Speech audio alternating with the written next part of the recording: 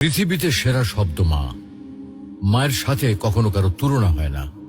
পাহাড় সমান ব্যথা বুকের মধ্যে চাপা দিয়ে হাসি মুখে মা আমাকে কোলে তুলে নিয়েছেন। আমি যখন মায়ের গর্ভে আসি, প্রথম 4 ও 5 মাস আস্তে আস্তে বড় হতে থাকি। তখন মা কোনো খাবার খেতে পারত না, রাত দিন সবসময় কষ্ট পেত। অসহ্য যন্ত্রণা ধারণ করেও মা কোনোদিন শব্দটিও উচ্চারণ করেনি। পরে 4 মাস যখন বড় হতে থাকি, তখন মায়ের পেটে আস্তে আস্তে নড়াচড়া করতে থাকি। কোনো কোনো সময় মায়ের পেটে লাথি মারার কারণে মা দাঁড়ানো অবস্থা থেকে বসে পড়ত। ব্যথা সহ্য করতে না পেরে বিছানায় শুয়ে এপিট-ওপিট করত।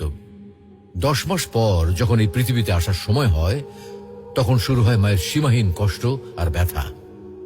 একজন মানুষের নির্ধারিত আছে সে কতটুকু ব্যথা সহ্য করতে পারবে। সন্তান প্রসবের ব্যথা নিয়ে বড় বড় চিকিৎসা বিজ্ঞানীরা বলেন, একটা মানুষ সর্বোচ্চ 45 ইউনিট ব্যথা সহ্য করতে পারে। এর উপরে হলে হয়তো সে মারা যাবে, আর তা না হলে অজ্ঞান হয়ে পড়বে। যখন মা আমাকে প্রসব করে, তখন তার ব্যথা হয় 60 ইউনিটের মতো, যা আমাদের দেহের 206টি হাড়ের মধ্যে 20টি হাড় একসাথে ভেঙে গেলে যে ব্যথা অনুভূত হয়। এতটুকু ব্যথা সহ্য করে মা আমাদেরকে এই পৃথিবীতে আলোর মুখ দেখান। মায়ের ঋণ কিভাবে শোধ করব আমি? আমার গায়ের চামড়া দিয়ে মায়ের পায়ের জুতা তৈরি করে দিলেও তার এই ঋণ এক বিন্দু পরিমাণও শোধ করতে পারবো না।